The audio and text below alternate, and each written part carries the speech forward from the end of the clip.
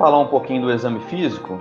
Então, assim, na parte de exame físico, a gente tem uma maneira de categorizar esse exame, né, numa estrutura que facilita o nosso pensamento dentro desses diagnósticos, né?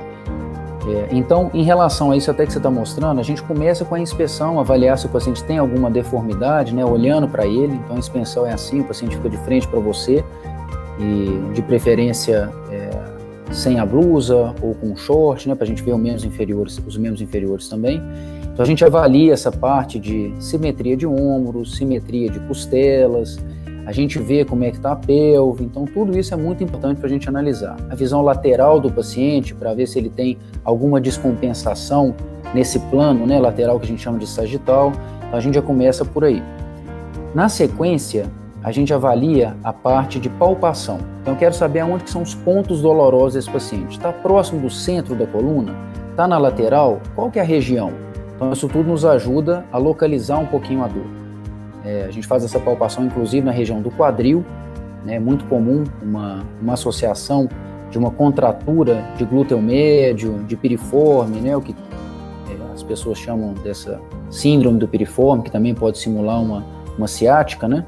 E a dor do glúteo médio, que também é chamada de pseudociática, que pode simular essa lesão. Então, a gente faz essa palpação para ver quais são os pontos de tensão, os trigger points, né, que são essas contraturas musculares, e a gente vai passar depois para uma parte mais específica, que são os testes especiais. Então, quando a gente faz os testes especiais, a gente coloca o paciente deitado, e um teste muito importante, muito simples de fazer, é esse teste, que é o teste de elevação. E esse teste de elevação da perna, nesse arco de movimento entre 30 e 70 graus, se o paciente refere uma dor que vem lá da perna, né, do calcanhar, vindo pela região posterior da coxa, ele tem uma sensibilidade alta. Então, quando eu falo sensibilidade, é que a chance de estar correlacionado a um certo tipo de doença é alto. Então, ele tem essa sensibilidade alta para hérnia de disco, para compressão neural. Então, se esse paciente tem essa positividade com o teste, a gente tem que também ligar uma luz de alerta aí para uma possível compressão. A gente não falou, você tinha mostrado antes, mas o arco de movimento também é importante. Pediu o paciente para fazer a flexão anterior do tronco, extensão lombar, rotação, inclinação lateral. Isso vai mostrar também o tamanho da dor desse paciente, se ele tem uma real limitação dessa movimentação. Então, essa mobilização é bem importante.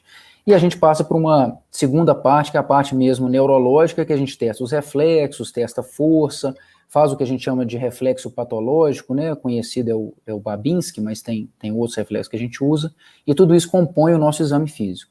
Eu falo sempre que uma forma muito simples de examinar é pedir para o paciente caminhar na ponta dos pés e caminhar na ponta do calcanhar.